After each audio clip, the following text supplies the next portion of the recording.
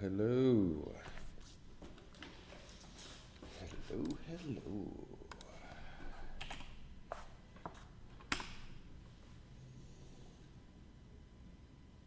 Hello, hello. I am doing okay. I just woke up because I was up late.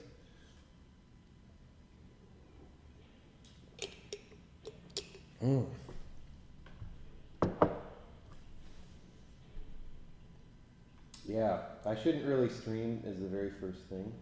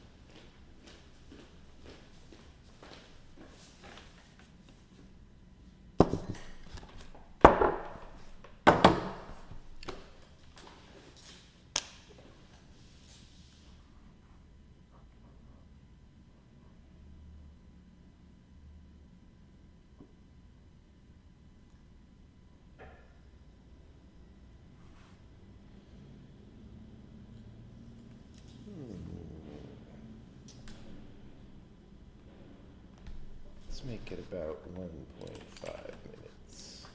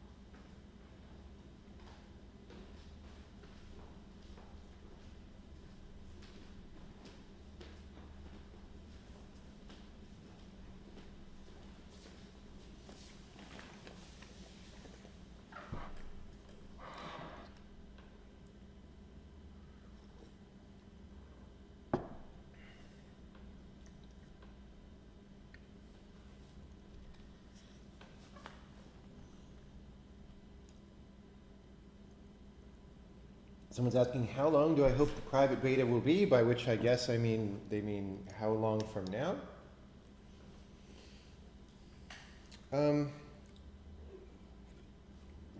Before the end of the year, I'm hoping.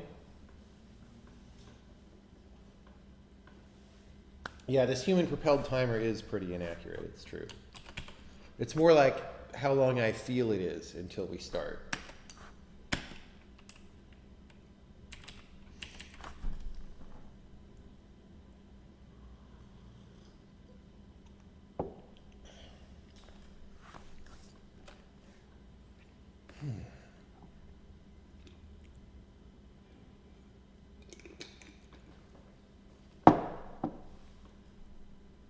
Oh, the duration of the private beta, I don't know.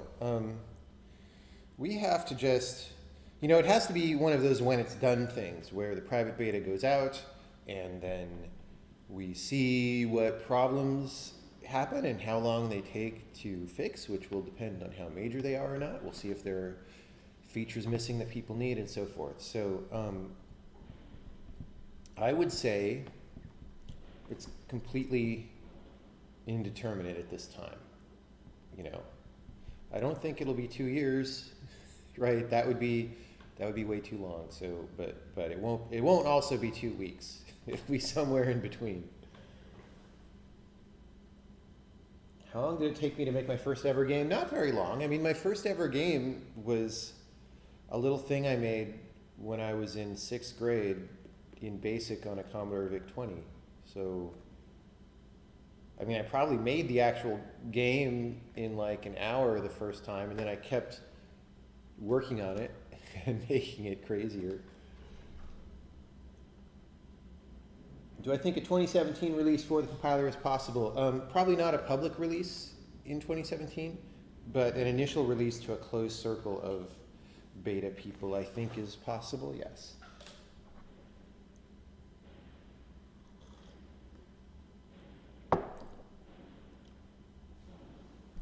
Someone told me that Insobot will ban spammers, so I'm going to mod Insobot. Because we had spammer problems ever since we started streaming PlayerUnknown's Battlegrounds.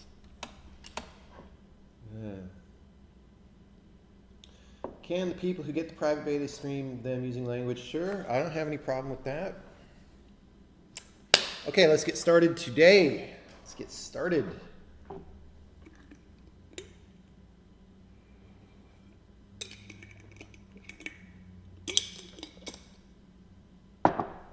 So, the past few times when I was streaming, not all the time, but once in a while, there would be an occasion where I would make a mistake, like not passing all the arguments to print or something like that.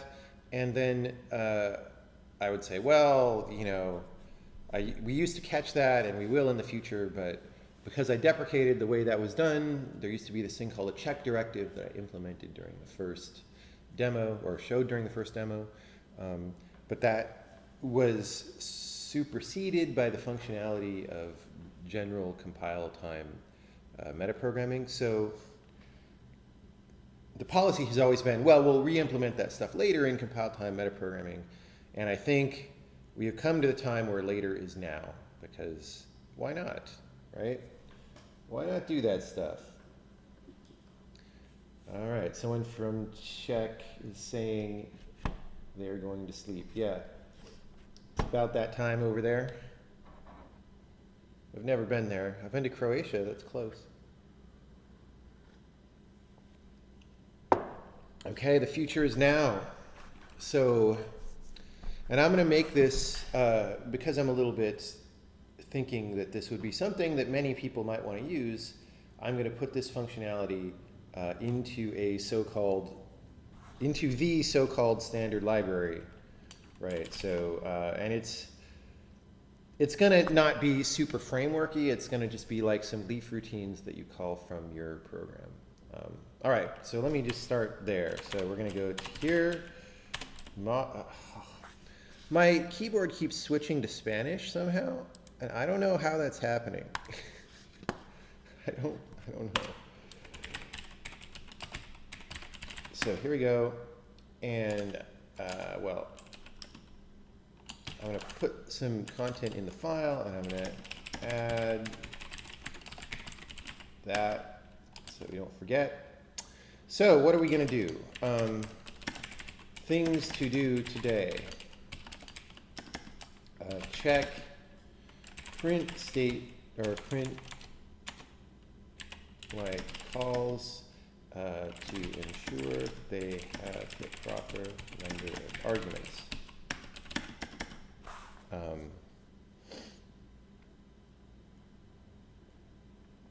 Detect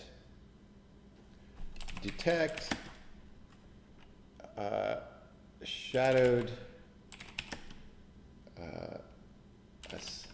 detect erroneous assignment or erroneous declaration of a new variable when we meant to assign it in a higher scope.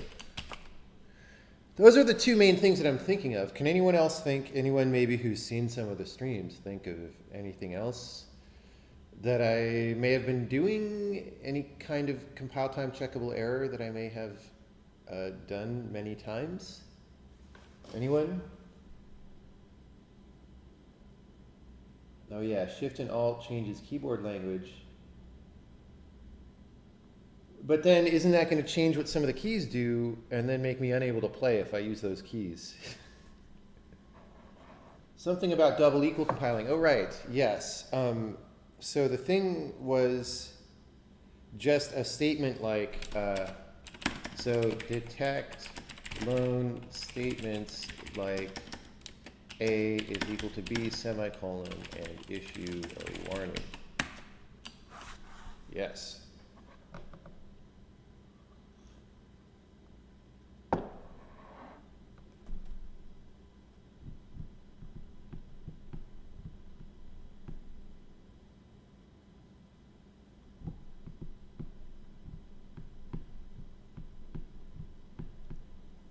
Syntax sugar for string interpolation. Someone is saying, no, that would be handled by a totally different feature that isn't implemented yet. And what I'm doing today is just catching errors.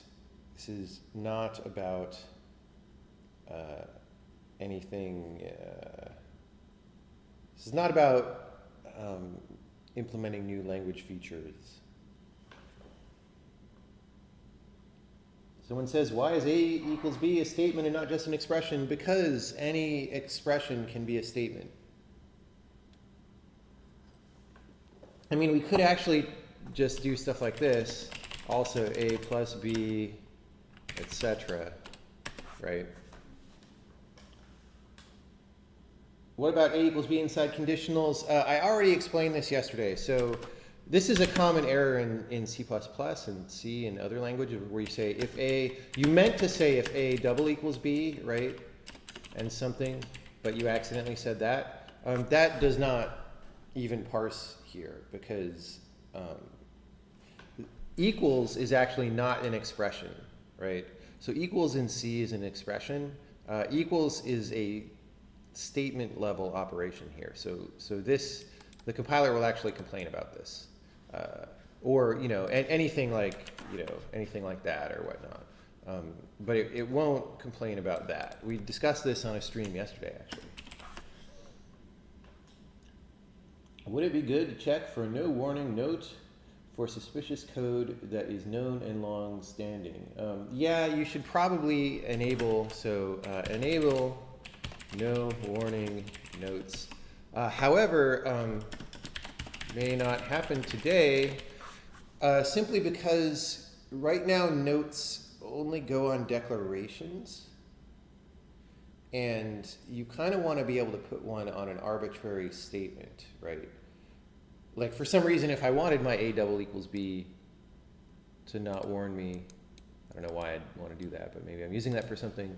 Maybe that's the output of a macro and I'm just like, whatever, that happens sometimes. And I don't care because it has no side effects. Then, you want to be able to put that on an expression or a statement, and there's not a way to do that yet because they only parse at declaration level right now. So That would be a thing. Circular recursion. The problem is circular recursion is legitimate, and to detect whether or not it actually happens at runtime. I mean, you can detect very simple cases that aren't that useful, but to detect whether it actually happens, you need to solve the halting problem, right? And that's not good. To detect for the majority of cases, right? But that is, it's probably helpful to people to check for the simple case of like, look, there's no way to branch in either of these routines and they call each other and there's no exit condition. I'm going to put that as things for future though, because that kind of check is, it's likely to catch a problem once every long while, right? And I want to implement things right now that are happening a lot. Because part of the goal, let me put this in, detect obvious circular recursion, or we could also put obvious infinite loops, which is not a thing that really ever happens for me either. So an example might be, for an infinite loop, you have like a while true, and there's no way in the body to break out, right?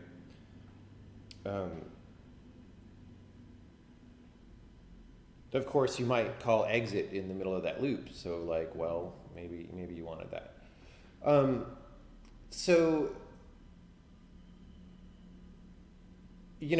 Part of what I'm trying to do, so first of all, I'm trying to catch errors. So I guarantee that if I implement, well, I don't 100% guarantee, but I mostly guarantee that if we implement all three of these things, and then I run them, we'll catch some errors in the Sokoban game already that are violating some of this. The print calls, there's got to be something that is wrong because I make that mistake so often. But the meta thing that I'm doing is I'm saying let's test out the language syntax and semantics a little bit. That every language syntax and every set of semantics has strong points and weak points, right? And so the weak points are, for example, of the colon equals declaration syntax has this weak spot, right? Where it's easy to declare a new variable that you meant to be an assignment, right? And so part of checking whether or not that is a good syntax for the final language is to see if we can actually catch that problem in the majority of cases, right? If we can, then, or all cases, right? Or almost all cases. If we can, then, the practicality of that problem becomes small, and then it's fine. If we can't, then it's maybe a sign that that wouldn't be a good syntax for the final language. So that's kind of what I'm looking to do is, fix things that have popped up that are, just common. I don't know. I'm repeating myself now. Structs using another struct with the same named member. That already is a compile time error because you get a namespace conflict. Unreachable return paths. Unreachable. You mean code in a block after a return or something? The compiler already says that, if that's what you meant. Fix anim developer. No, because we're doing... that would be a thing to do a different time. Right now we're doing general error checking.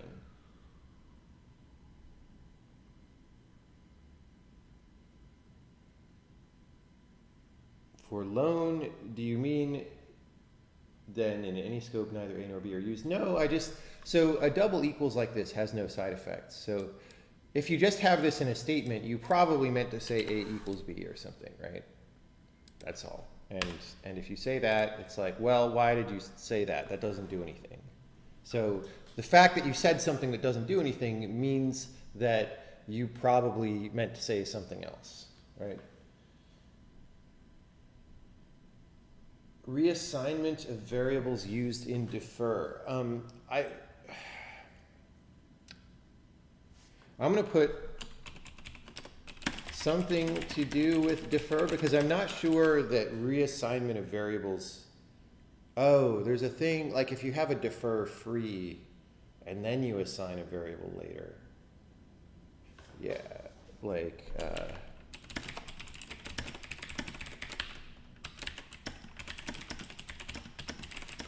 that one's a little bit tricky in the following way. You know, what you really want to know, if you say defer free x, I don't think we want to care about arbitrary defer, but like defer free, for example, is a thing that you might do that's common, and I certainly have made that mistake a number of times, it's true. I make it less now that there's a temporary allocator where we don't explicitly free. The thing about this is that you need a general data flow analysis engine to really detect this in some case. I'm not even going to say all cases, because all cases is probably impossible, but there are cases where you need to know what's going on. I mean, I suppose we can detect if you obviously change x, then yeah, we can detect that. And if you take a pointer to x, we can say, you took a pointer to this, and so it may be changing, right? And that may be good enough for now for all practical purposes. And then, like, I have a feeling that later, whatever this grows into is going to have a general data flow engine, but I'm not going to try and do that today for sure. A return statement somewhere in a function that will never be reached. Well, if the return statement won't be reached, then the other things in the block won't be reached. So it would be more like generally detecting code that won't be reached, right? Procedures that are never used in the program. I think that's a different category of thing. I do think that we want to detect that. Let me put that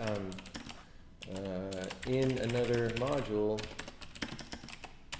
detect dead code, because I'm pretty sure there's dead code in the Sokoban game now, and it would be nice to know what that is.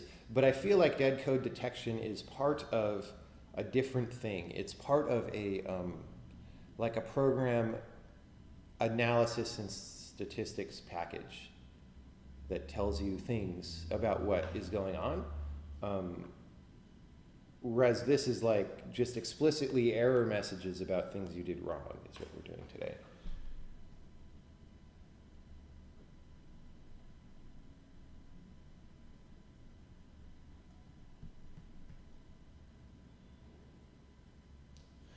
I mean, so somebody just suggested this, right, to fix this problem, defer free. I mean, you don't need to add a directive for that, right? Instead of saying that, you can just say defer a is x, free a, right?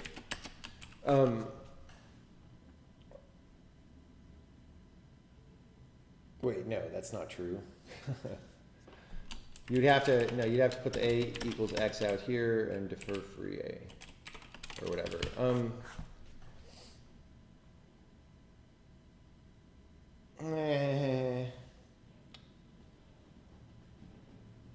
I mean, but the problem is not that you don't have a way to express this. The problem is that you forget to do it, right? Or maybe initially when you write the code, you say defer free and it's correct. And then later on, you go and do something that modifies x, and then it becomes wrong. So, we're not talking about implementing a way to do defer free simply. We're just talking about catching that error.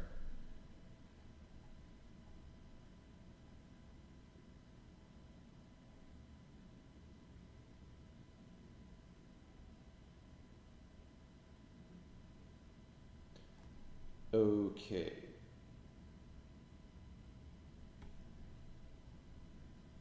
I think it's going to start. All right.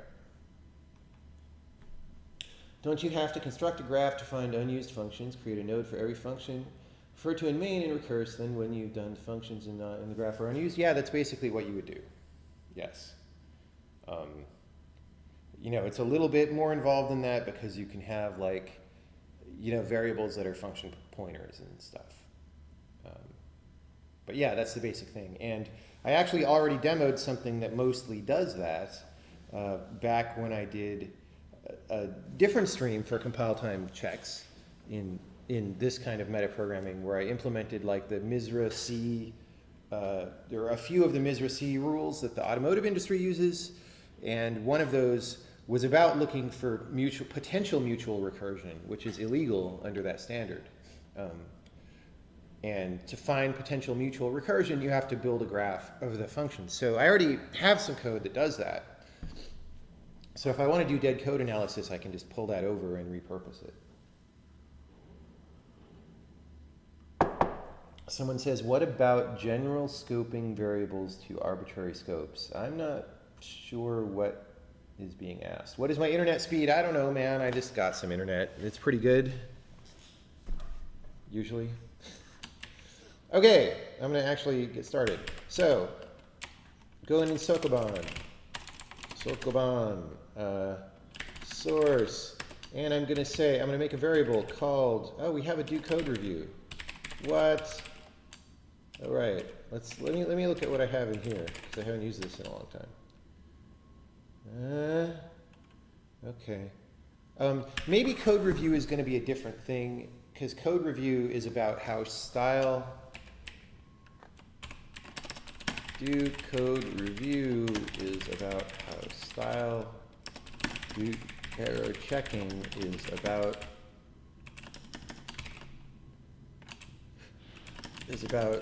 things that pretty much anyone would consider errors. And the reason I want to be able to turn this on and off is that it's going to affect compile speed. And if we don't want to pay for it, then we shouldn't have to have it. So if do error checking import checks, I think we called it. Emacs, killing me. All right, let's just make sure that goes. Oh, it didn't. Huh?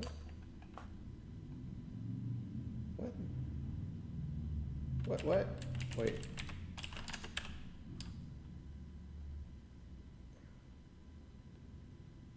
Why is that? Oh, it's check, not checks. All right. Let's get off LLVM for now. Too slow. All right.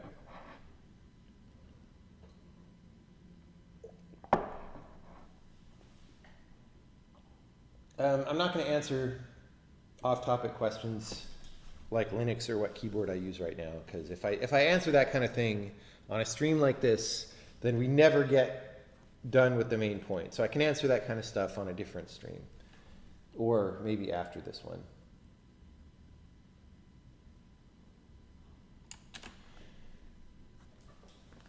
Okay. So we're calling that thing, and so what does that mean? That means,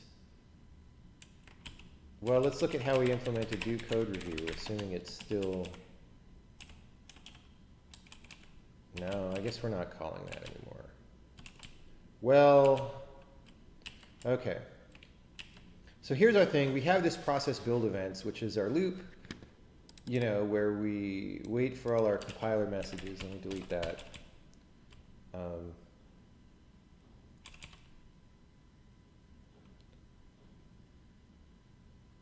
You know what? Let's do this. So workspace 1 is going to be like our metaprogram workspace. That's the first thing that starts up. And then we make new workspaces for any build that we compile. So the reason I'm checking workspaces is greater than 1 is just because we want to do this stuff to the target program, right? Not this actual metaprogram itself. Oh, Emacs, you kill me. So we're just going to do that. We have to go bananas. We do that. So we have this kind of modular thing where we slot in our different routines. So this is our user level one that checks for stuff like registering console commands and key maps and whatnot. And Go Bananas, you've seen, if you've seen me do that kind of demo, and do profiling if we're, instrumenting the program with that kind of thing. And so, wait, what? 1, 2, 3, 4. We got one too many. So if do error checking, I'm just going to say do error checking on the message, right? And yeah.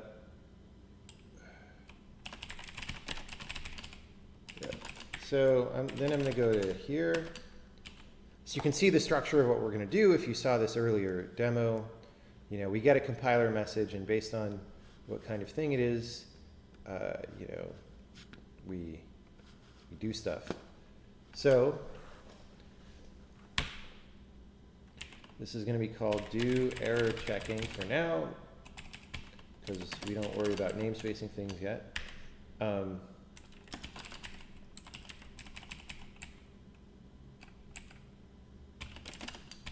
Well,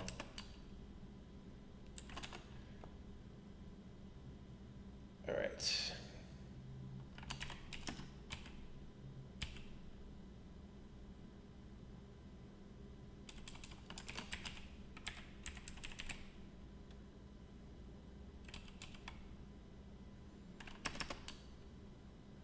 I think there's other legitimate reasons, since this comment was written for declarations to have null names, but I don't know. Like internally to the compiler, it's legitimate. I don't know if those make it out to user code, so I'm going to leave that comment there. Now,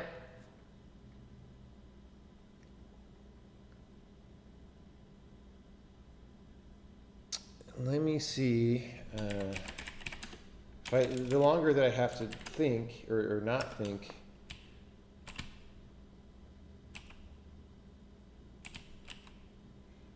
right? So here,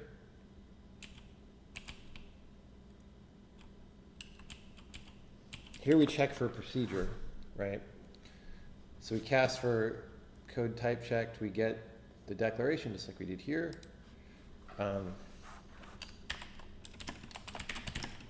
Check for, we're going to do the print statements first. And there are a number of procedures that do print. So we're going to do it in a little bit of a special way.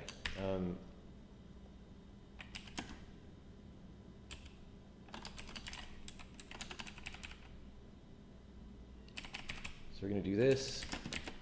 I'm going to see if it's a procedure body.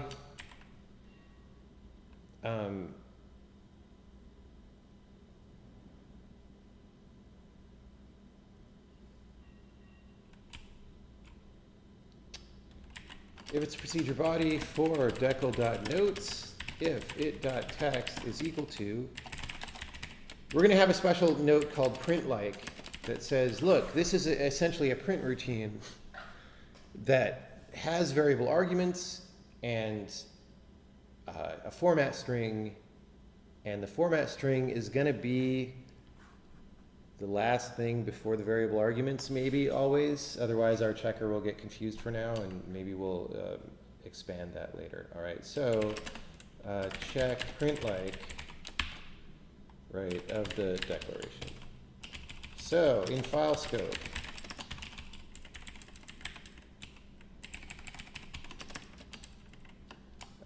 check print-like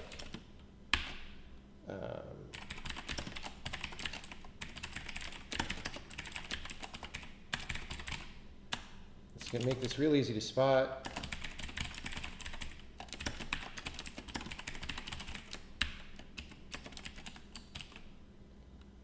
Is that, let me see.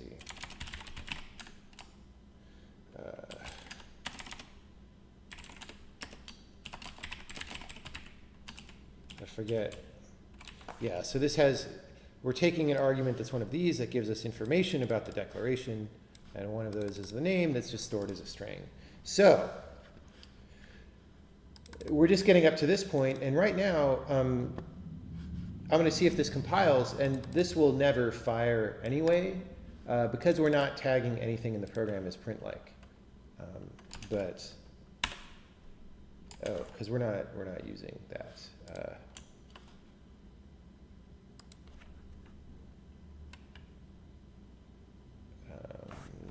How do I do that? What's it called? Using compiler message dot kind. All right, well that compiled, and you don't see that ever, right? So let me make sure that make sure it's turned on, right? Do error checking is turned on. So if I'm going to document these, I should document this one as well.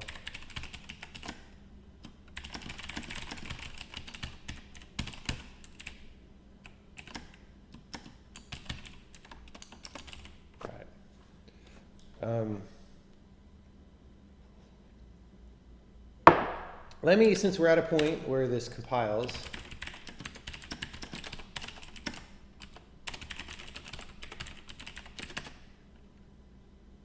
oh boy, there were earlier changes that I didn't check in. Well, they're checked in now.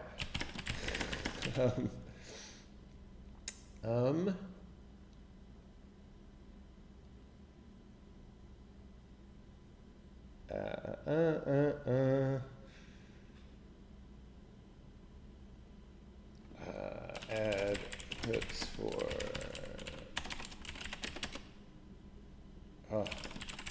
always update. Didn't I say that yesterday? Look at all those code changes. Fortunately, no conflicts. All right.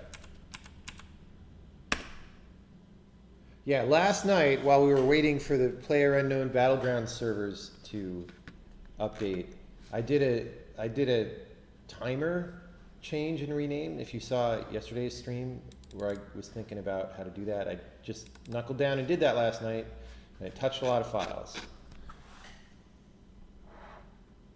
Is there a way to specify through the notes which variable is the format string? Maybe. There isn't. Well, right now you would have to put it in the name, which we could do if we want to hack that together.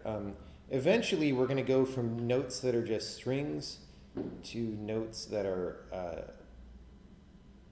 more structured and that take legitimate arguments and things like that, and then you could just have that be an argument. But for now, it would be a hacky thing, and so let's just see if we need it. If we don't need it today, then we won't do it, and if we do, then we will. Yeah, you can't add parameters to notes yet, but you will be able to eventually. Okay. Okay. So now, let me just go into here. And I'm going to say, find the things, and I'm going to tag this as print like. I don't need a semicolon there. So print is print like, sprint is print like, tprint is print like, log print is print like, and the other lug print is print like.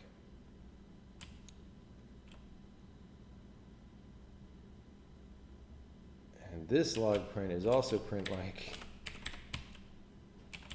And I think that's all of them. Yeah, and then I should put that stuff in file scope, right?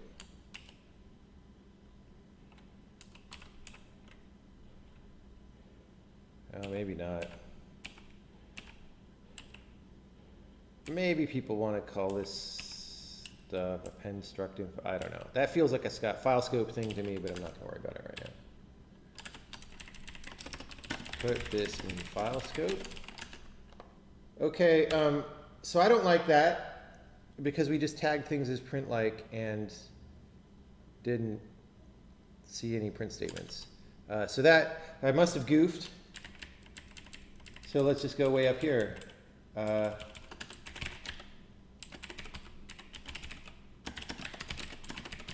see if that ever fires. Yeah, okay, that fires. for really not as many declarations as I would have liked. Why?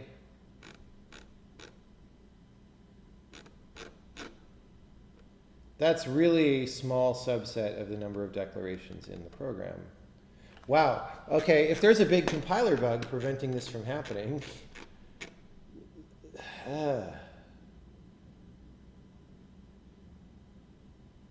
wait, there's no way. There's no way, because so many things would fail to work if...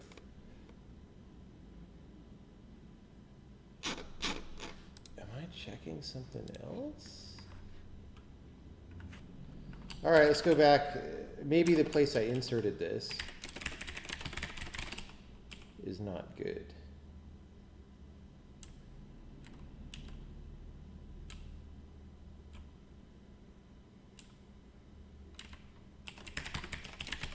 Wow.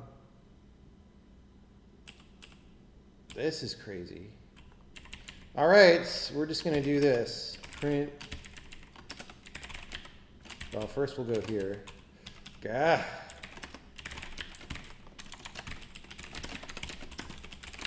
All right, this may derail the stream. Oh, I need to print the contents of the message. This may derail the stream.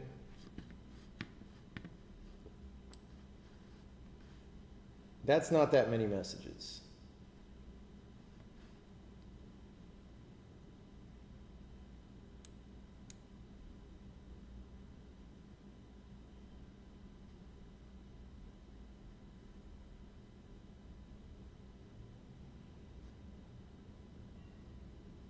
Wow.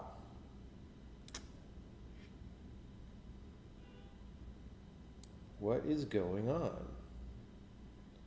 Why are we not getting other messages?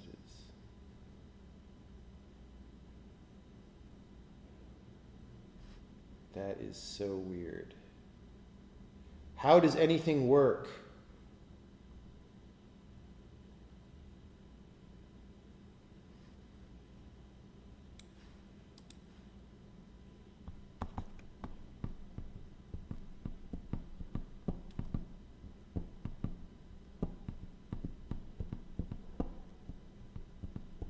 Let me put it out here. Maybe the workspace handle is not being initialized correctly.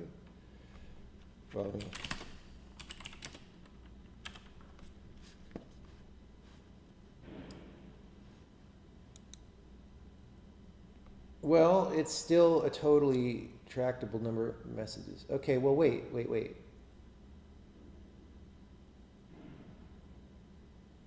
No, hold on.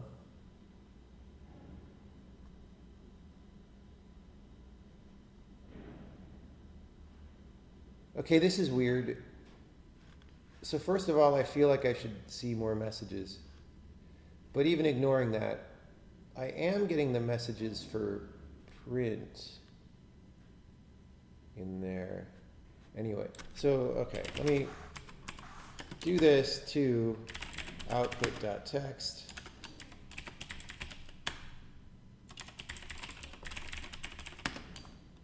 Load just loads your own files, and import loads library files. I'm not really sure if it's going to be the same or different ultimately. It's just arbitrarily different right now. Print, log print, tprint, sprint, print. Oh, I might be only exporting things that have notes right now. That might be a flag that I set for compile speed. That might be why. I might have implemented that a long time ago and then forgot. But that doesn't matter because we are getting the routines we want, right? So I'll investigate. I'm pretty sure that I made a flag for performance reasons where it's like, okay, only tell us the things that have notes. But these things have notes. So tprint, logprint, and all that have notes.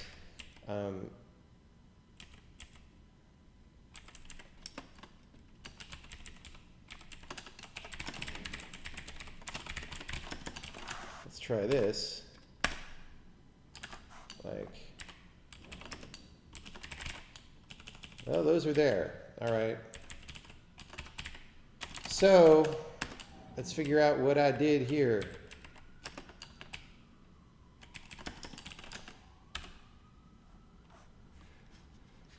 We get lots of code type checked.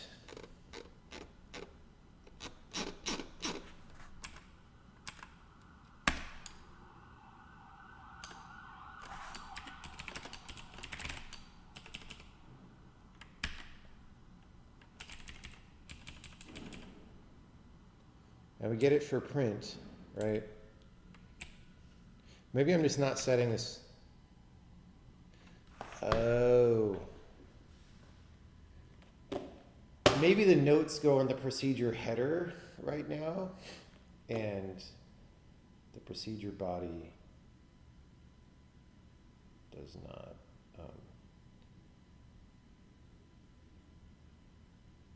Okay. Let me see. That would be confusing.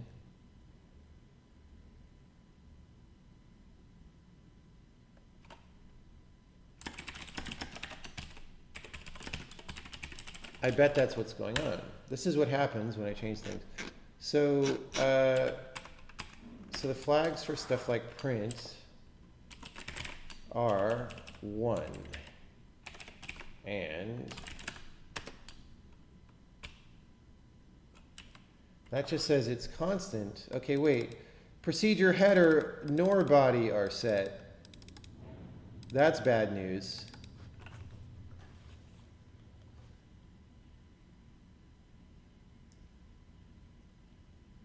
I can think of reasons why that's happening, but okay, one thing at a time. I did not intend for this to turn into a compiler debugging stream, but that's what it's becoming. So first, build options.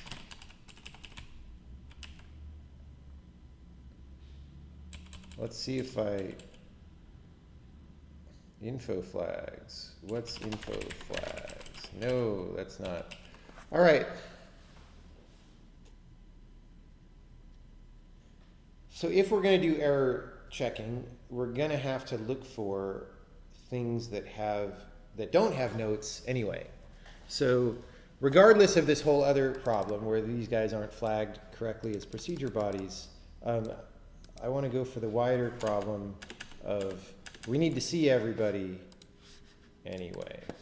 So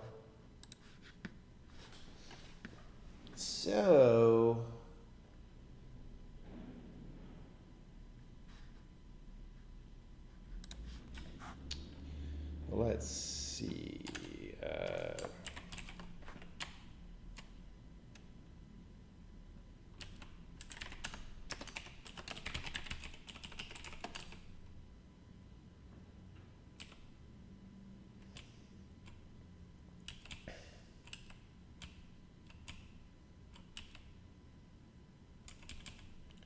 Intercepting code.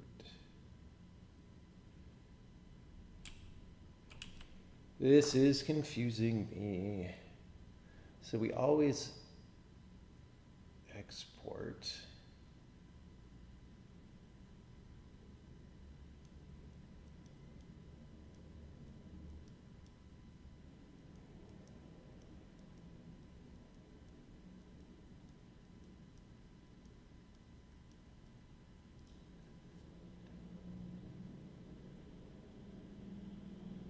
Well, let's just do that. Let's re-enable this. Let's see how many guys we export. Oops. It's not build the debug compiler, it's build the release compiler. Didn't. It got an error anyway. Emit. Okay. I guess I accidentally. Wow. That's a little bit scary, by the way. I might have totally broke the compiler. Now I'm scared. Because I was doing something where I was playing with eliminating constant storage data, and then I backed it out. And maybe some of that was still on this computer.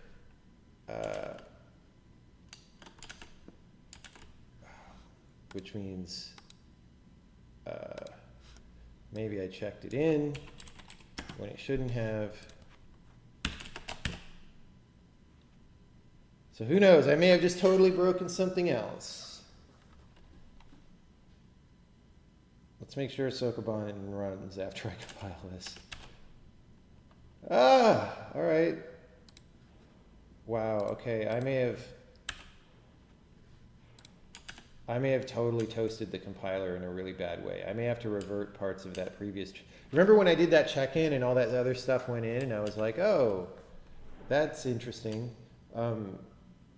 I may have to revert some of that. Well,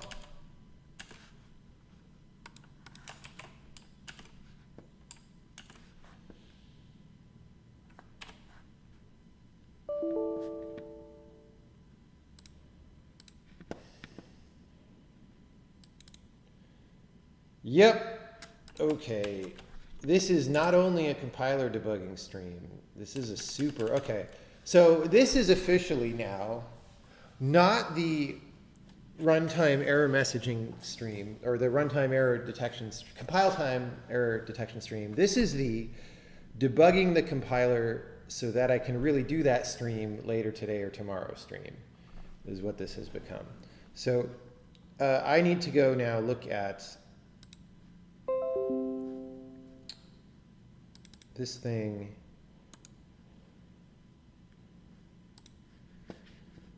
So this one, no, not that one.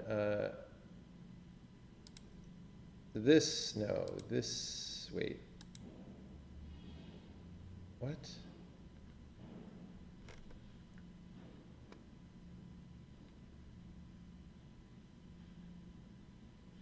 Oh, I'm in Sokoban, that's why I'm not seeing. I want to be in the compiler. I was like, I don't see that check-in because I'm not looking in the right place. Okay, here, okay, so first of all, I'm going to go back to the command. Those changes I just did to start, try and fix, and then we say revert changes from this revision, revert, and type table, revert changes from this revision, revert.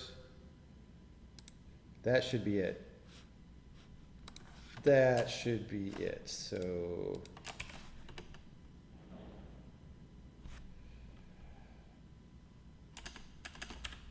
okay, so we fixed that.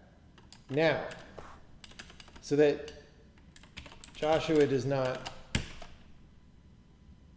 get my buggy version of the compiler that I checked in 20 minutes ago, I'm going to turn off these messages. Fix erroneous check-in. Okay. We are back in the saddle here. Now, so this claims we're exporting 23,000 things, which seems about right.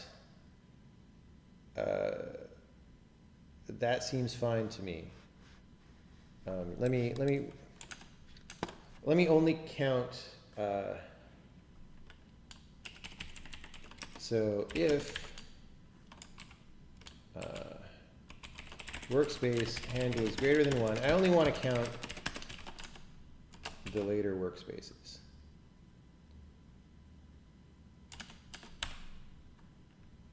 Yeah, similar number, smaller number because the main program, or the compile time meta program is much smaller than the thing that we're compiling. But so we're exporting 21,000 top level, well, declarations. Let's make sure we're intercepting the whole time.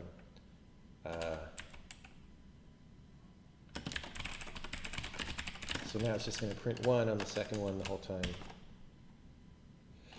So I want to make sure that we're not like somehow compiling before we set that we want to receive messages.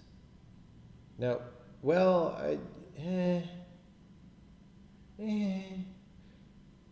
that's interesting.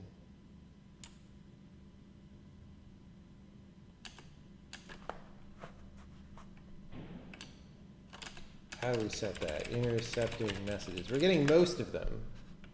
Wait, what was it called? Intercepting code. Oh, this is probably after the set after the preload. There's a thing called the preload that, you know, loads some stuff before the main compiler starts up, and it may be that. No, compiler begin intercept. Well, where do we call that? Compiler begin intercept. Aha, here we go. Skip declarations without notes. Ha, ha, ha. Ha, ha. Ha, ha, ha, ha. Ha, ha. Okay. So, here's what we do. We say, need all declarations is false. If go bananas, then we need all declarations. And if do error checking, need all declarations is true, right? So, and then if need all declarations, then we do that, otherwise we do that. Maybe this isn't the compiler debugging stream. Maybe we're saved. Boy, I really feel sorry for anyone who came along and wants to see a coherent stream, or who watches this later on YouTube. Oh wait, you can't comment that.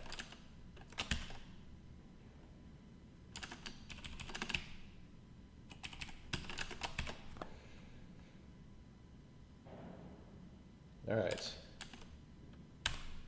Hey, that's many more messages. Unfortunately, well, maybe it's compiler debugging stream.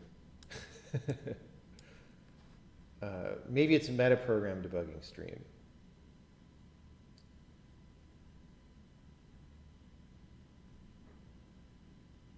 Oh, it's compiler debugging stream. Declarations were held for messaging but never released. That is not what you want to see if you want to work on user level code. Interesting. Interesting. Why does that happen?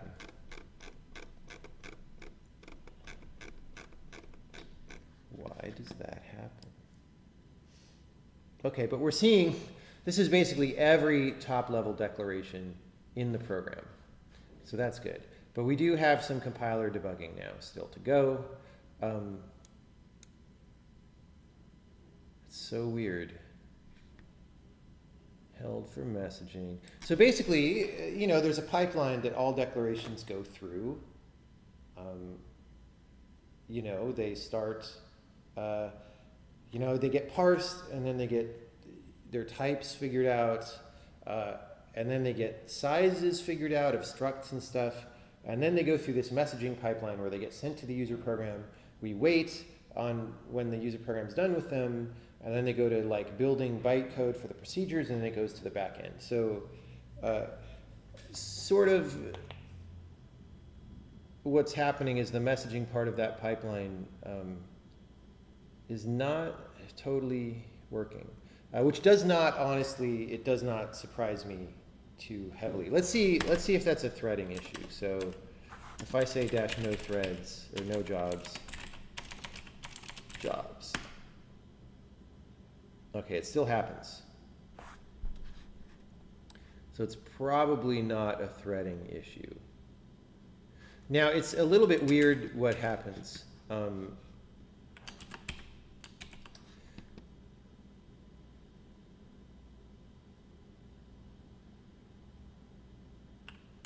So the basic structure of how the user program interacts is we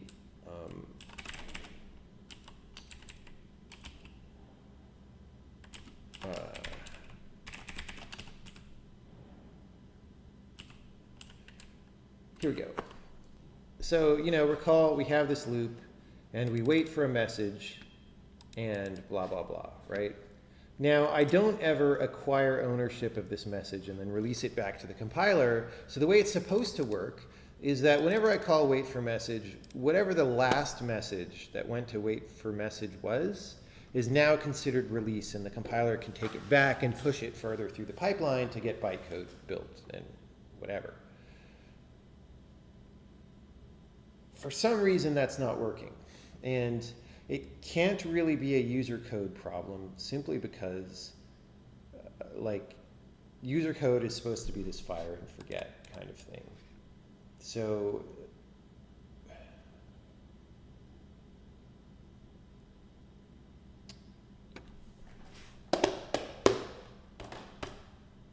yeah, I don't see a way in which it can be a user code problem, so it must be a compiler code problem. Someone says I need Sugar Man. I probably do.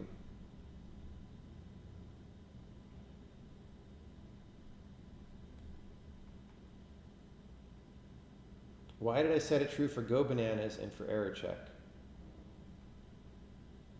Now, Go Bananas is an old thing. So error check is the new thing that we're implementing. And Go Bananas is an old thing that is about program analysis, right? And so it wants to see everything in the program.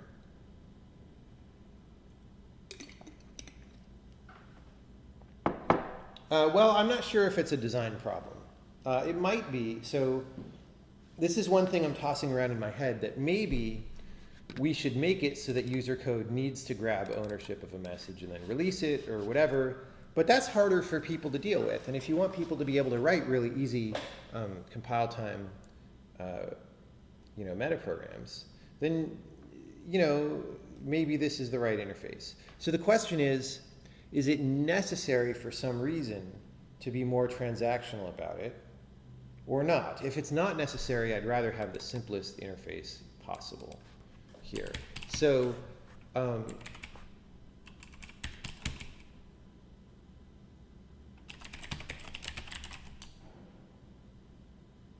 yeah, okay, so this is meant to be called repeatedly from an external loop.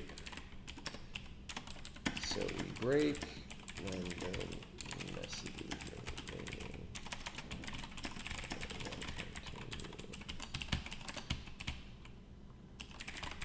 So here's the outer loop that calls this, and it really is not doing anything. And not anything special. So yeah. So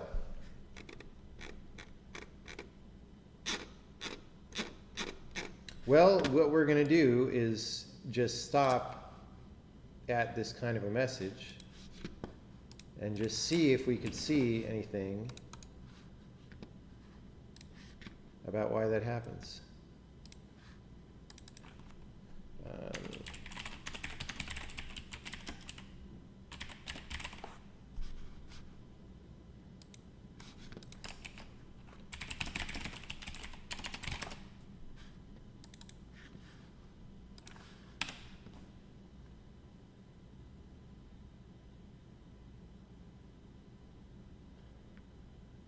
So much slower. All right.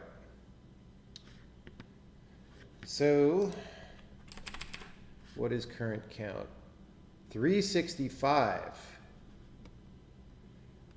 That's not like dropping one on the floor accidentally. That's like there's 300 declarations we didn't get to. And why did we get here? We're in compiler pump report. What? This might just be old code somehow. Like the logic behind what should be done or not when we get here.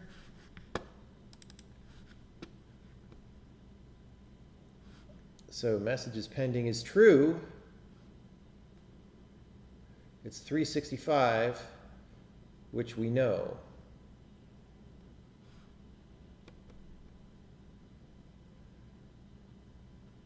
Yeah, so, what I think it is there's just the whole loop in the compiler that does this kind of deciding of what phase of compilation we're in. So, I explained before that declarations sort of flow through this pipe of various stages.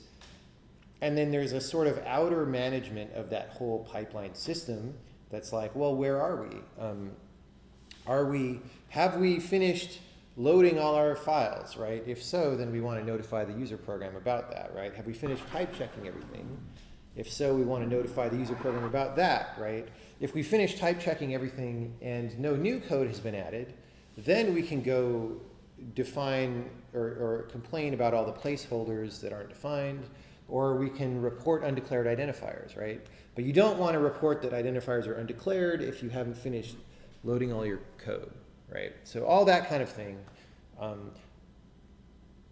And I often say that most of my effort is spent on complexity that C++ compilers don't even try to have.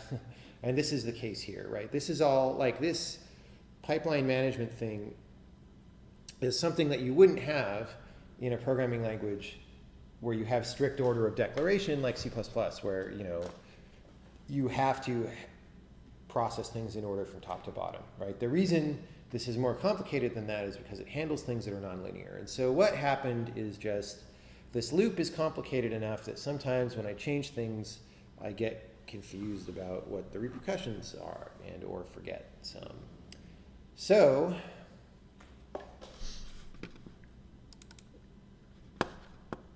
let's see.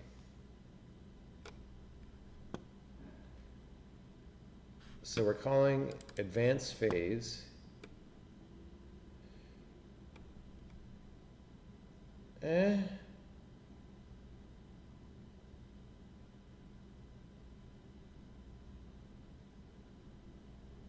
don't think we want to advance phase.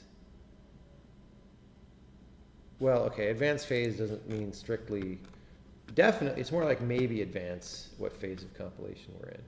So,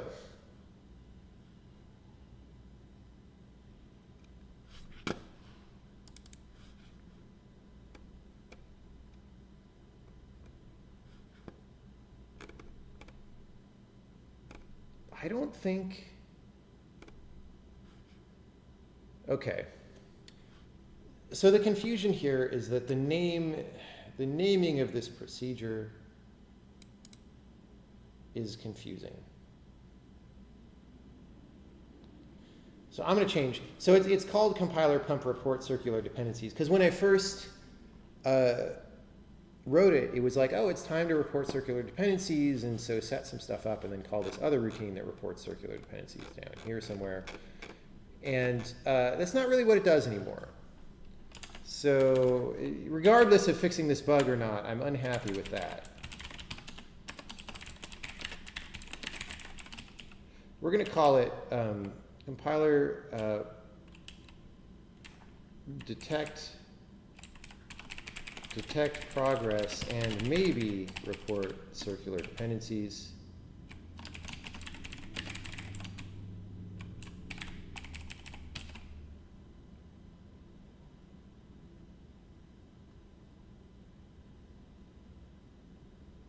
And then the question is,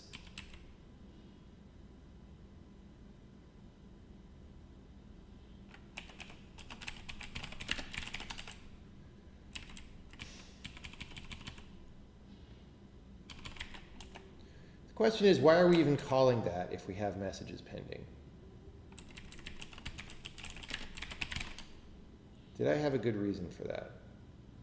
I don't think I did. So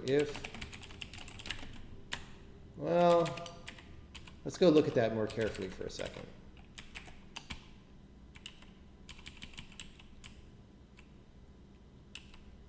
So if we made any progress on any of the pipes, we don't do anything in here. So nothing mission critical really is happening.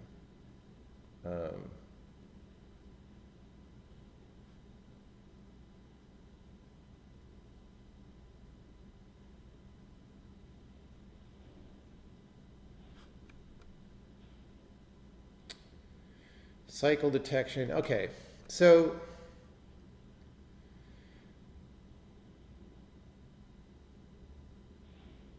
So I think I'm just going to try this and see if there was some legit reason.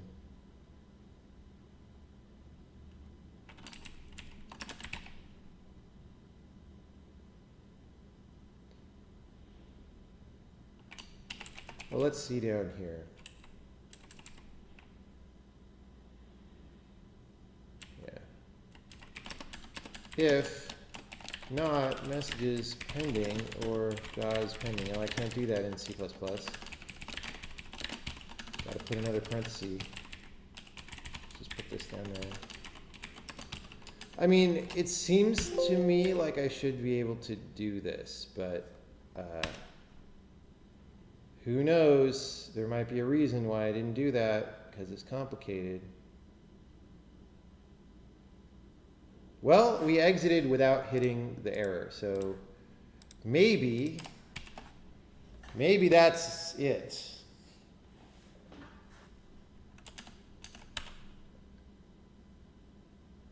Well, we compiled. Wait. Nope. Unresolved symbol generated main. Okay, well, that's not good. So we fixed that part of the problem.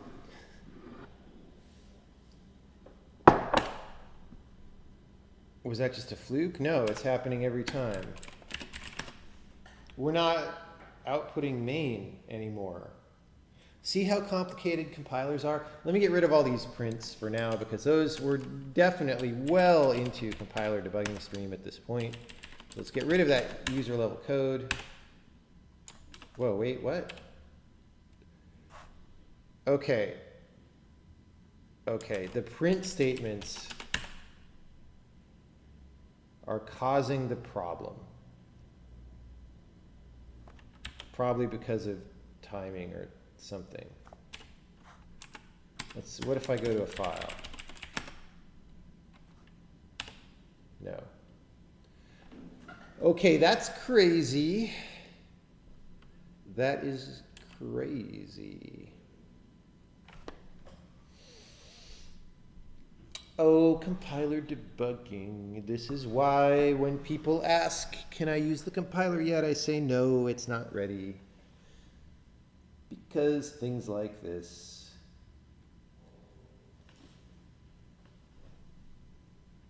Okay.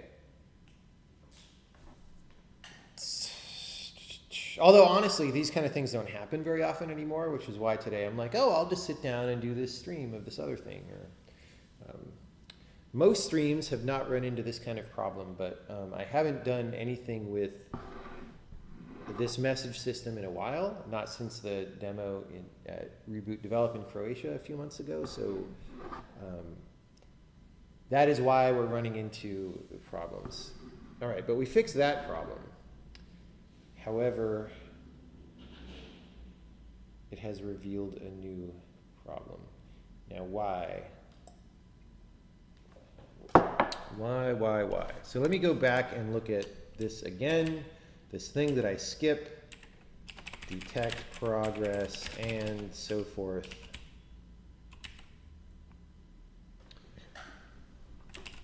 I mean, maybe the only real thing that I skipped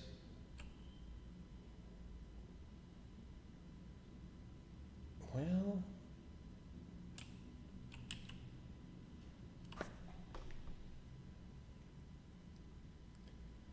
we do the cycle breaking and detection here, but I believe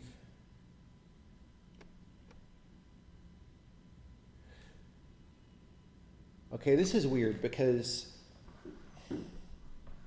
I think this is a non-pipeline related bug, because here we go. Here, when we're building the executable, which we do because we issue this command to run the linker. So we get here. We know that we want an executable, and I look up the program entry point, and we flag it as main. So the compiler thinks it is giving main to someone. So let me set a breakpoint there.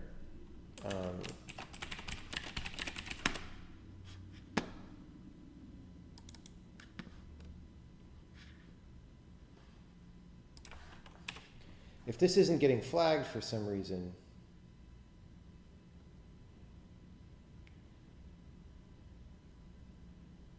all right. So we're basically just checking that you didn't define main to be like 3 or whatever here, because that wouldn't be a very good main. You can't make it foreign, you can't make it polymorphic, you can't make main be a compile time only procedure. It has to have no arguments, it has to have no returns. Okay, so here we go. We get a lambda, which is just a fancy name for procedure. And its name is indeed main. So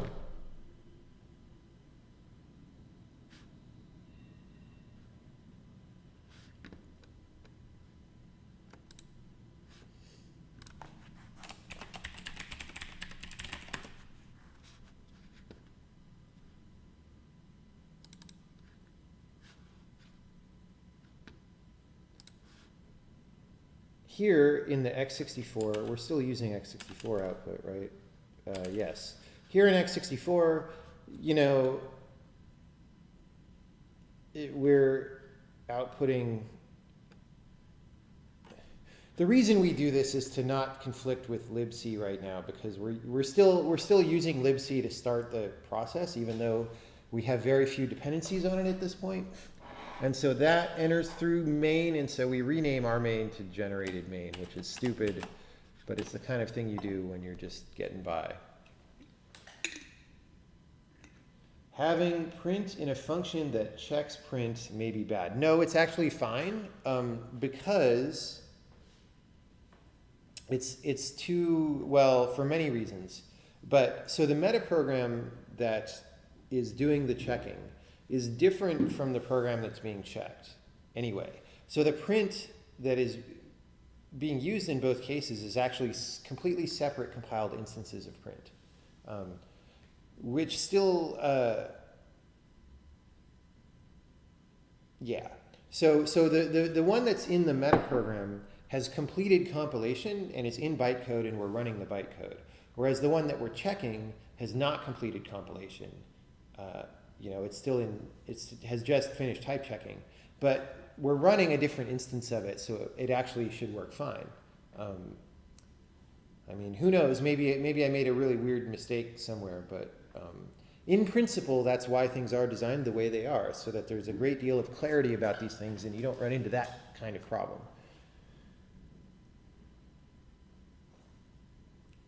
Why don't I have a dev version type thing so fellow developers can help? Mainly because it's probably more work to organize that right now than it's worth. Like, I would rather just focus and plow through all these kinds of problems and get it ready and then do a developer version. Like when it's, you know, when this kind of bug is totally squashed.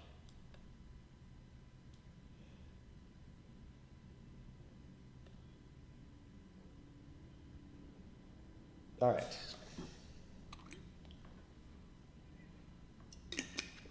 So,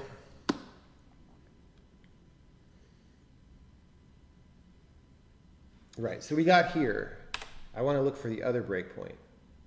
Whoa, wait, we're here twice. We're here twice. Let's set this breakpoint further down.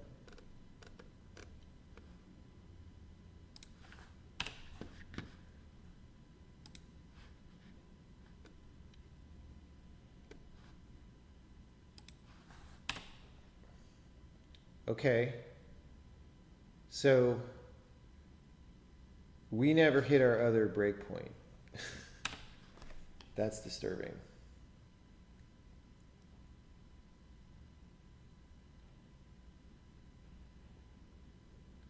Why didn't we hit our other breakpoint? Um,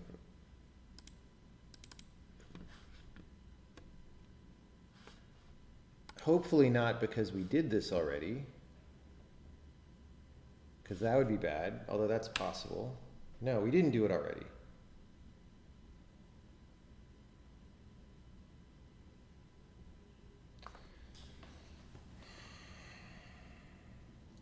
So really probably what it is that lambda did not get added. All right, so here I'm gonna approach this a different way.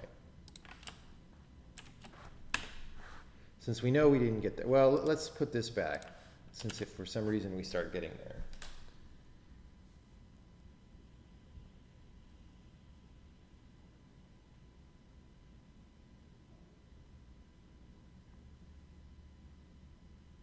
Okay.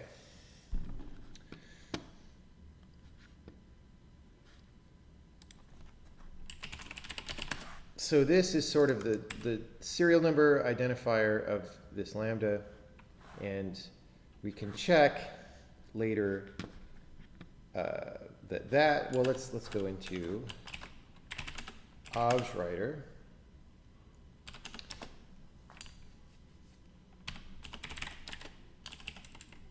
Well,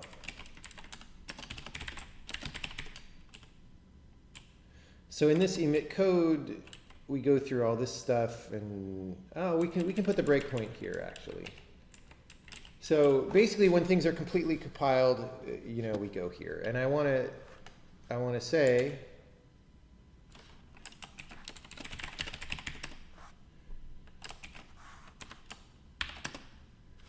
I want to make sure. What I suspect is that lambda is never getting here, right? So that's the most likely explanation. So we're going to say what happens, or when do we get there for that particular procedure?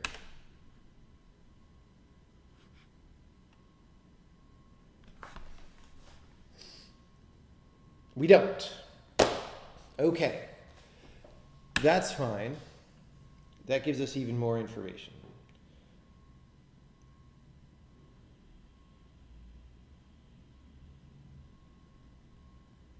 So what I suspect is happening is that this,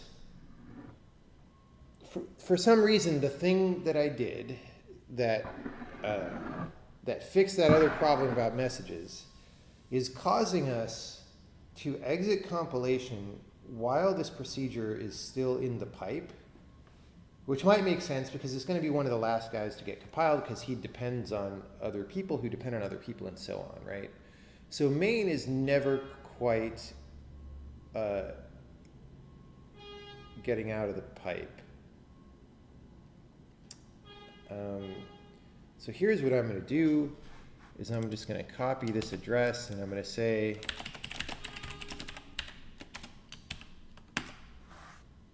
and then we'll go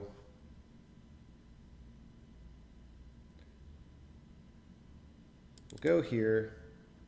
No. We'll go right. So here we should only call this. So the rest of the compiler is fully pipelined where people are in parallel and go through all these different stages.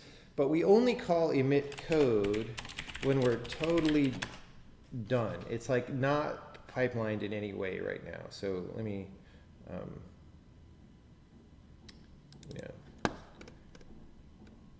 well, that gets called by compile, which gets called by somewhere else. So let's just set a breakpoint there. Hey, we're there already. And let's look at this lambda.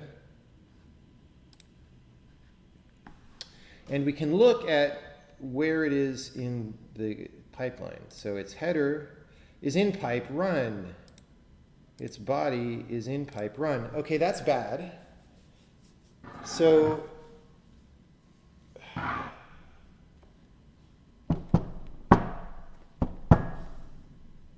that is bad. In fact, we should check an internal compiler error for that. So interp, do we have an interp? Yes. So interp arrow pipes.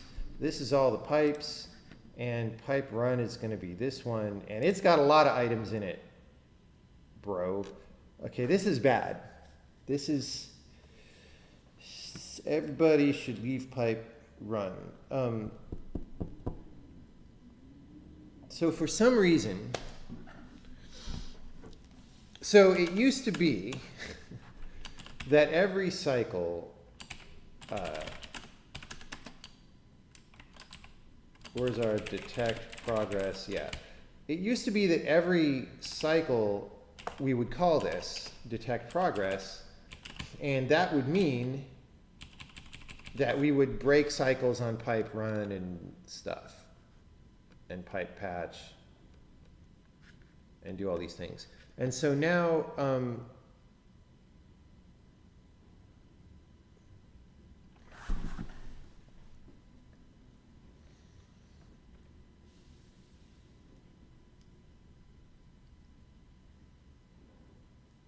so now we're not doing that, and stuff is ending up in the run pipe, which maybe needs cycles broken. That's a whole other thing that we could talk about sometime. Although I don't think so, because main, well, there's probably some other cycle that needs to be broken that main is waiting on. Main is probably not going to be in a cycle because I don't call it from anywhere else.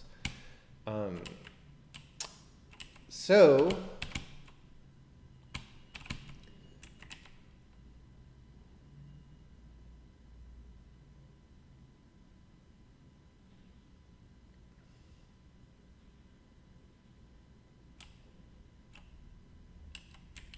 okay, if we get here,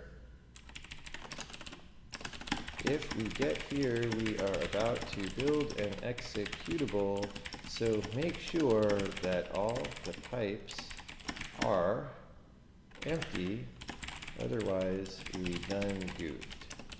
So for I equals 0, I is less than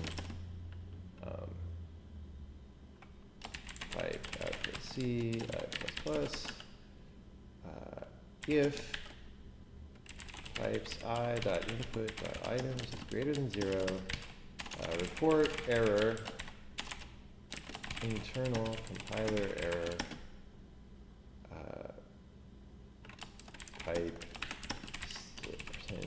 %s still has the items in its input queue, and that will be pipes I dot name. Maybe it's not called name, I don't know. Pipes I dot input dot items, right?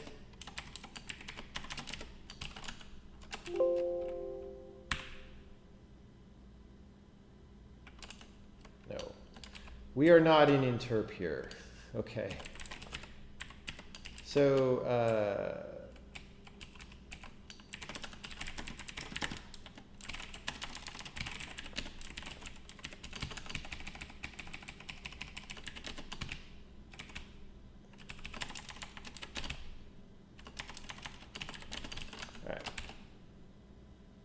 report, oh yeah, that's on interp as well.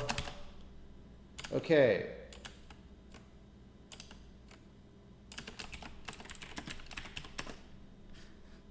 Okay. Let's make sure that that happens.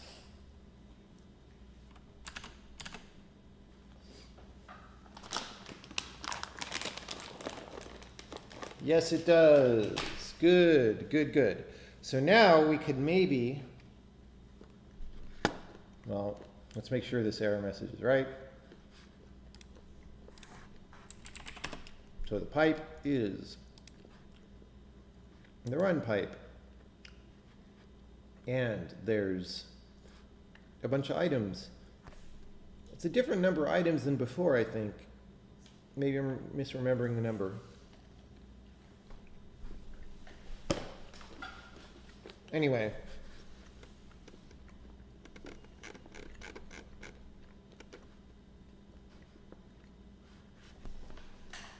This is weird. Because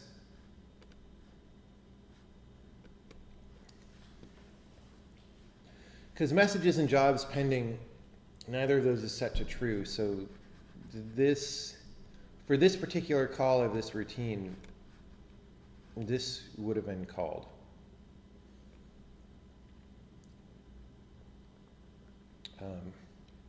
So here's what I'm going to do. I want to know what this didn't do correctly. Or maybe if I call it down here,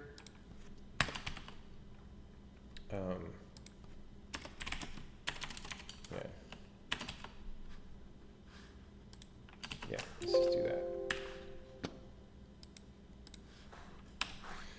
What didn't it do correctly, and why does printing print statements at user level matter to what it's doing? Okay, this is disturbing me now, because the number of items in the pipe, let's run this again. See how there's OX3C items? Let me go out of hex. There's 60 items right now, right? Let's run it again.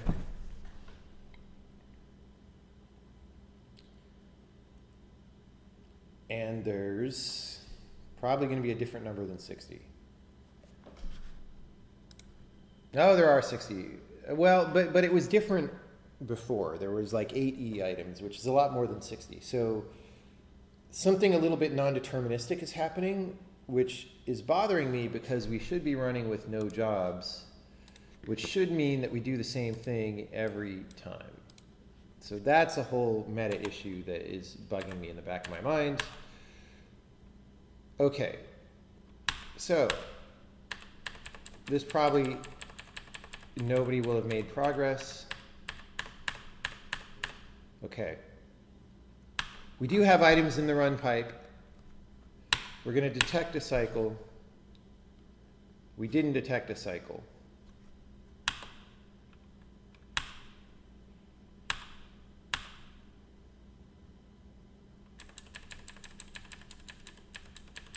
So we get to the run pipe again. Report undeclared identifiers.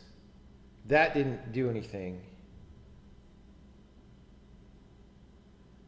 Oh, but now we're going to generate a compiler error. Items are stuck in queue run.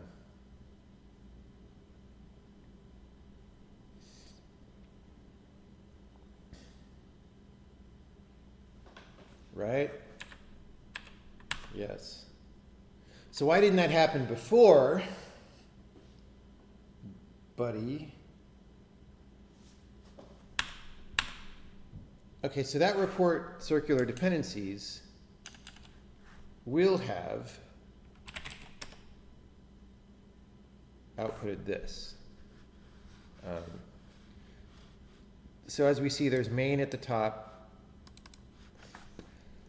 It's depending on dudes who are depending on dudes who are depending on, everyone is waiting on do switch to campaign for some reason. What that has anything to do with a switch statement, I have no idea.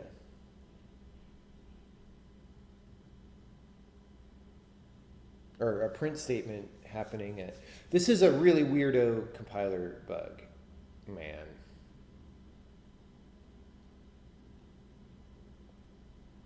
Everybody's waiting on that guy. He got dropped on the floor somehow. There's two problems. So first of all, why is this guy getting dropped on the floor? And second of all, why are we not reporting that things are stuck in the pipe? I mean, maybe we are and I somehow missed it, but I don't think so, because it wouldn't, if we reported an error legitimately,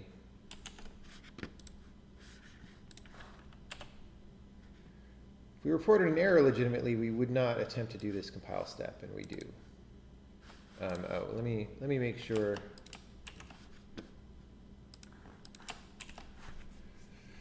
So there are many things that bug me about this. What will I use now when Paint is getting remade into some 3D thing? It's a good question. I may have to write my own.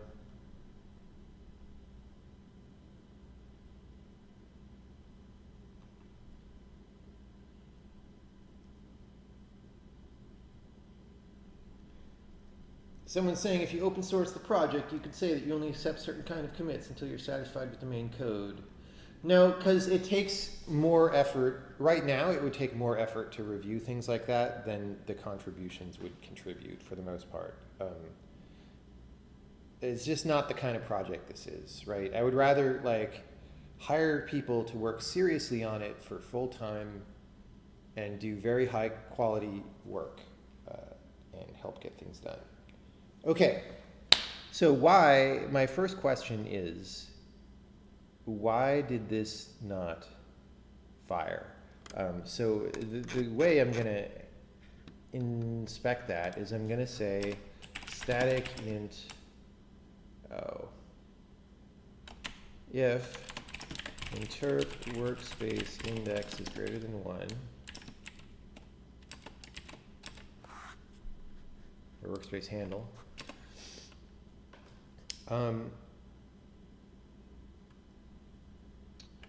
static int cycle count equals 0, and cycle count, well, let's put this out here so that we can see it from, so this is just basically a thing that we count up, and I'm going to see, remember that I called this from our breakpoint,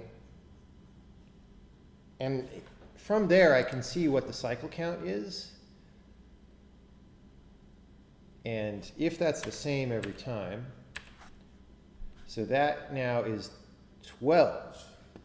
So the 12th time we call this, we've already have an error, right? Let me make sure my call stack is what I think it is. Yeah. So what I'm going to do is I'm going to give myself a line here. If I can set a breakpoint. And let me just make sure that it's 12. Whoops. No. Just make sure that it's 12 a couple times. Because like I said, there seems to be some non-determinacy happening. 23. Oh, you're kidding me. Let's run again. Oh, geez. So if it was the same number every time, then I could just break on that number and see why it didn't do what I expect. It's 12 again. We could do a thing where we hope it's usually 12 and try to debug that. This is kind of sucky. This is kind of sucky. 12, all right. So I'm going to put a breakpoint. Now, since if it's a weird bug, if it's like a timing related bug, and that's why the prints are causing problems, this breakpoint may also change that. I don't know why it would be a timing related bug, because we're not supposed to have jobs right now. So yeah. All right. So let's see. Okay, no, this is not. So we're going to get here again. Yeah. Okay, that time it wasn't 12 because there were things in the other pipes. Although now it's cycle 13 and we have stuff in the run pipe. So let's just see. Let's just see what happens for educational purposes. Maybe someone has made progress. I don't think so. All right. Did we detect a cycle? Yes. All right.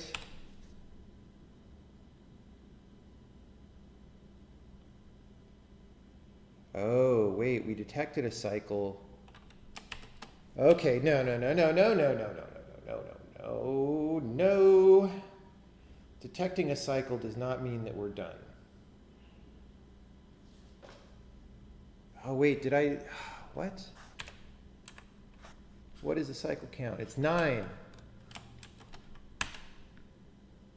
So this is confusing because I made this variable called cycle count, and now we're inspecting detecting a cycle, but the meaning of the word cycle in both those cases is different. Ah, you're killing me.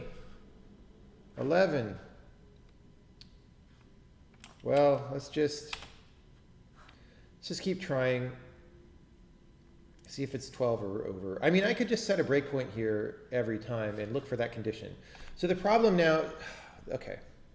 The problem seems to be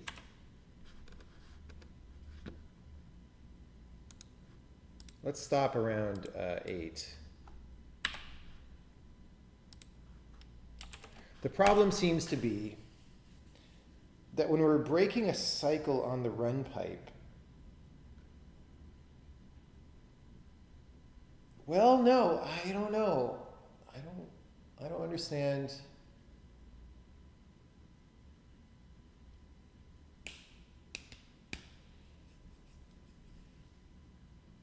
Maybe that has nothing to do with the problem. I'm just going to step through for a while. Okay, so here, our cycle count is 8. We have only items on the run pipe. I'm pretty sure that we're going to detect a cycle in the run pipe. So we did, we broke a cycle, so we return. And we don't return any kind of status code or Boolean or anything like that. All right, so we did that.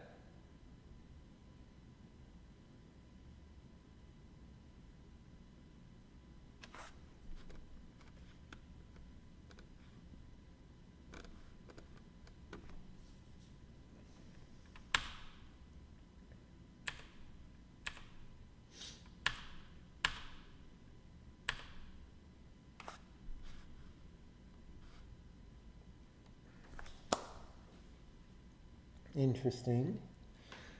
Okay, that's fine. So we decided we're done building source, right? So that should be true, yes. So now we're just looping. We're going to pump again. Going to skip all this. Going to skip all this. Go to here. So flow pipes is going to go through all the pipes, and these pipes are all empty, so it's not going to do anything.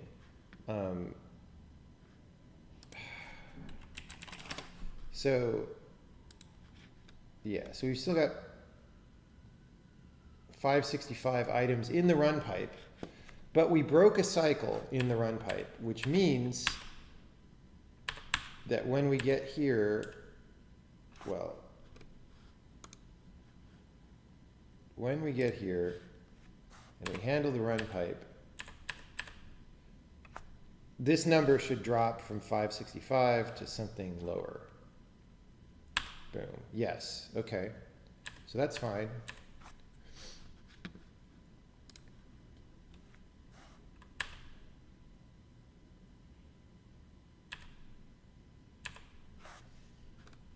So now we just reassess whether we changed, and this is redundant. We really should just check the run pipe here. I don't know why I'm doing all these pipes. It's probably old code. We want to be returning true. Yes, we do. So we did make progress.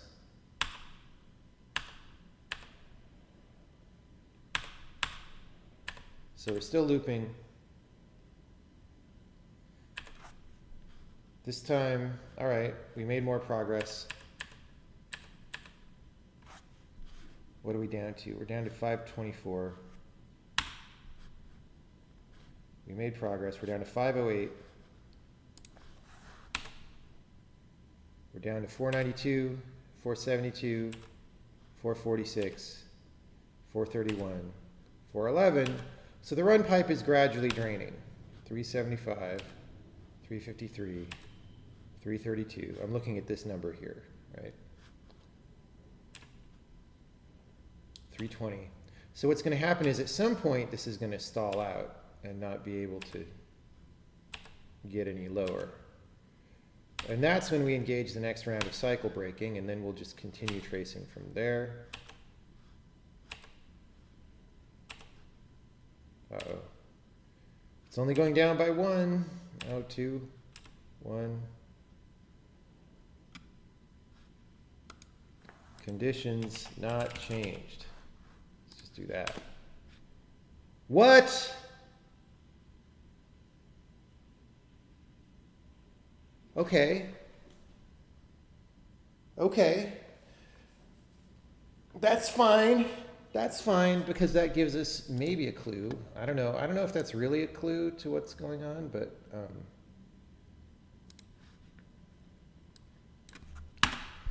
all right.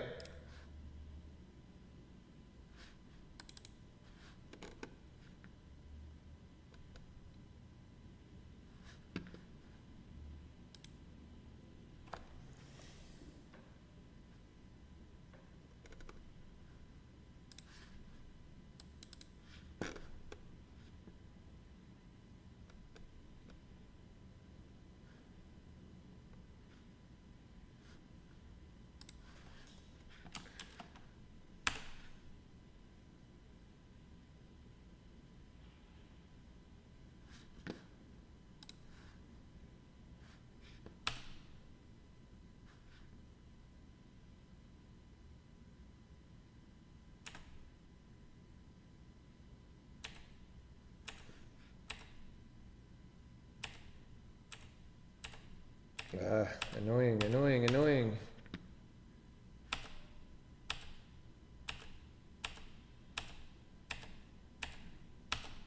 Now I've set so many breakpoints that, all right.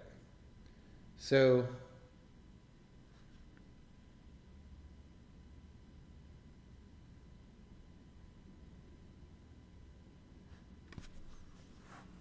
now we're down to 128.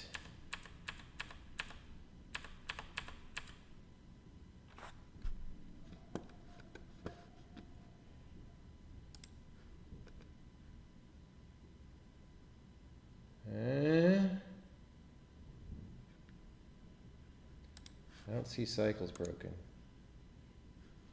Okay, wait, message pending false, jobs pending false. Set next statement, go.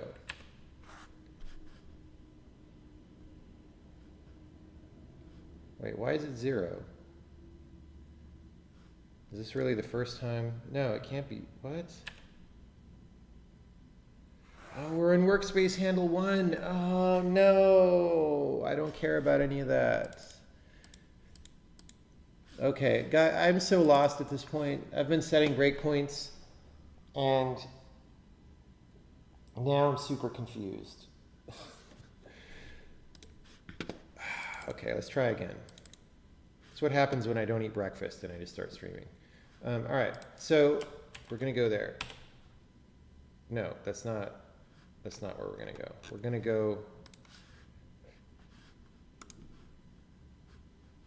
go back to here again. All right.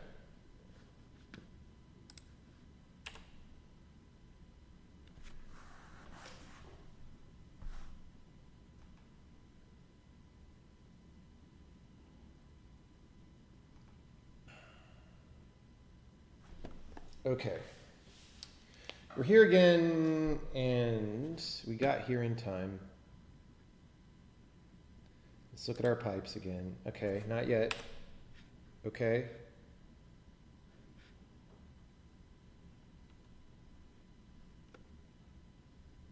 Where's this breakpoint now? Oh, this is our error. Weird. All right. I'm just going to step forward from there again.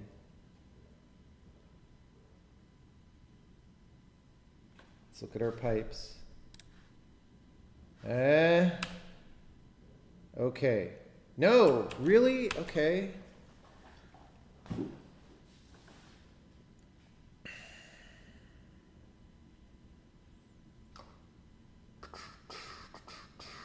Let's look at our pipes.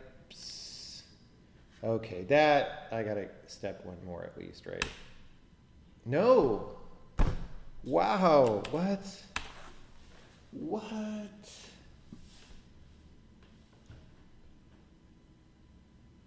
This non-determinacy is bothering me heavily. Maybe I should just debug that. I'm going to put that on the list.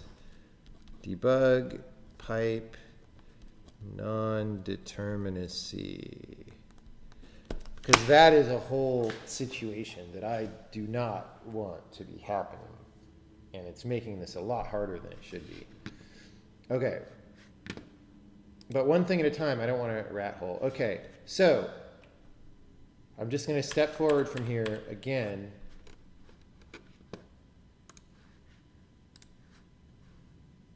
Okay, we got items in the run pipe. We're breaking a cycle. We return. Right, we were just doing this, but I got confused. You know, I could set a breakpoint at setting the phase index to inferring, because that seems to always be the last thing that happens before this. Okay, so we pumped. We should be changed.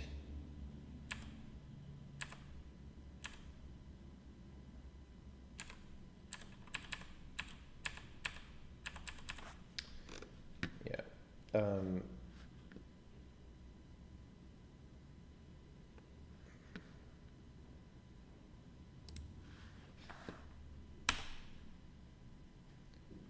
Okay.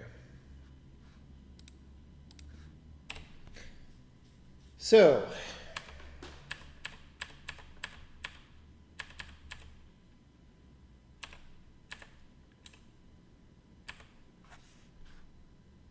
now we're on 9.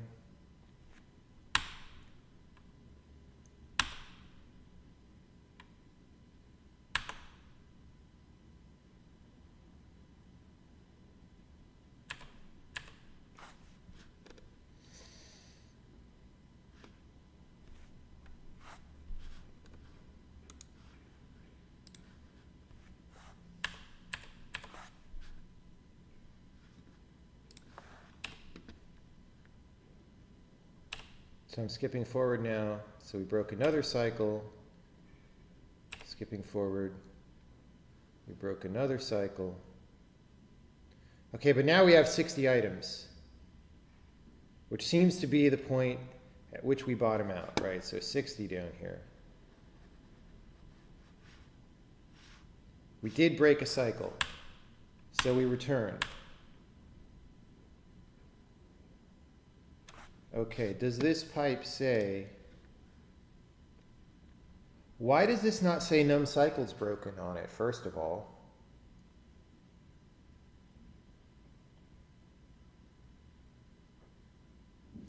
That's bad, because that's how people know if we made progress, right? So let me,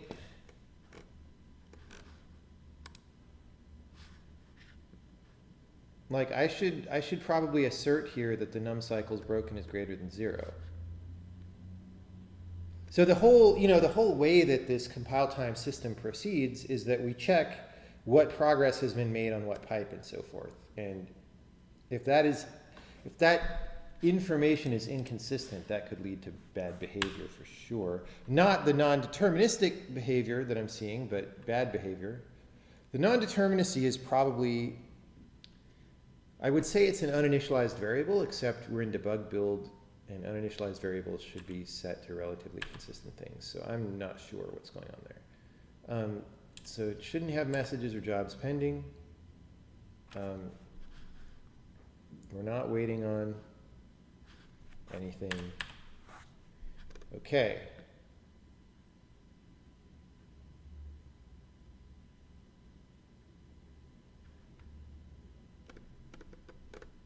Okay, wait, this is super weird.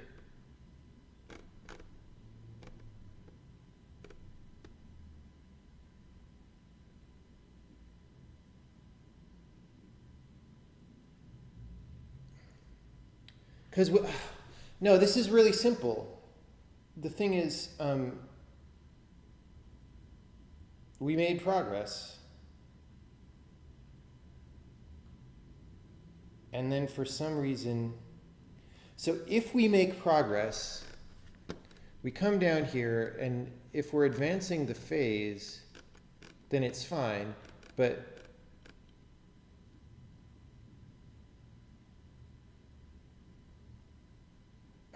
okay, so if we make progress,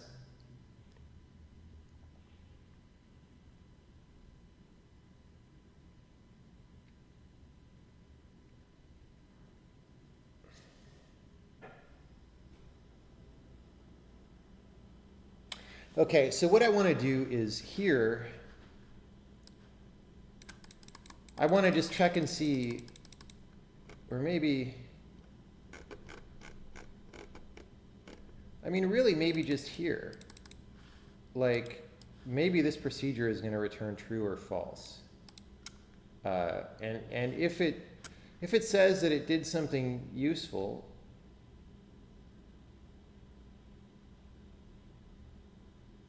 then we don't need to advance the fate, you know? No, stuff is hard to think about.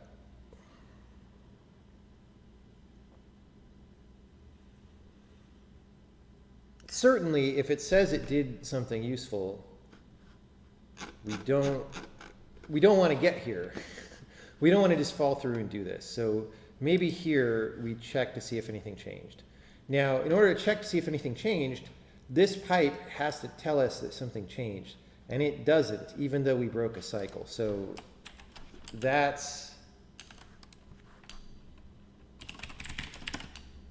if broken, assert pipe num cycle is broken is greater than 0.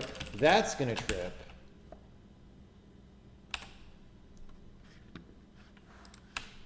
And we'll fix that.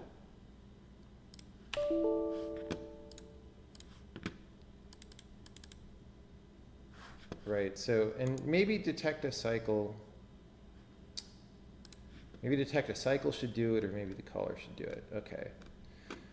So we do this whole algorithm here. Well, it's actually breaking the cycle. So I don't understand why this if changed pipe num cycles broken plus. It's C++, so you have to use plus plus.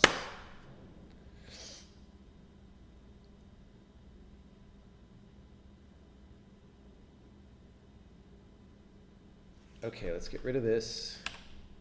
Okay, so we still haven't fixed the problem that we're getting here, but we should be able to now, because if we look at the pipes, this pipe says it has broken a cycle. So it seems that if we made progress on a pipe, don't proceed to executable building. And actually, we should do that.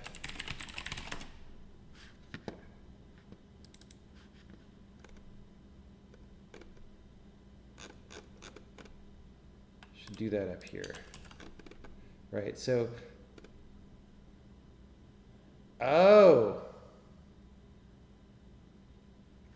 I have this hacky check here. Okay. So this check just says, hey, is there anything on these pipes? It's just this code is really old right here. This was supposed to say, hey, we're not supposed to start building the executable if there's stuff in these couple of pipes. But really, this has to be a much more comprehensive check now. This was probably written like 2 years ago at least, or more. So basically, for I is less than pipe, we'll say everything through pipe run.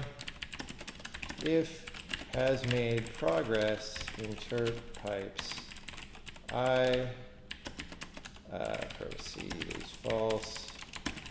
break if do not proceed, return false. So something like that is more like what it should be.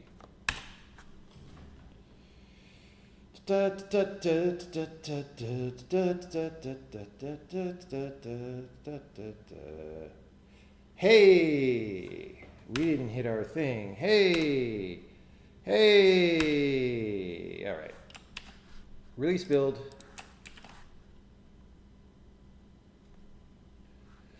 Release build.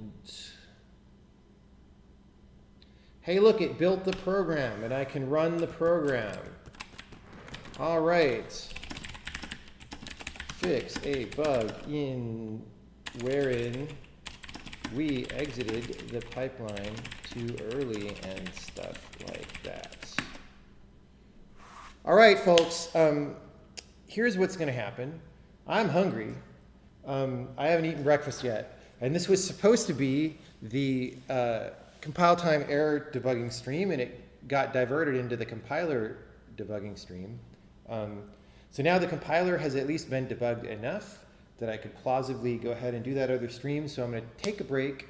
I'm going to get some breakfast, and maybe in an hour and a half or 2 hours or something, I'm going to do other things. I'm going to catch up on my email, and then we'll come back and do what we originally wanted to do. So thanks for coming by for now. Have a good afternoon. Have a good late night if you are in Eastern Europe. And I'll see you guys later.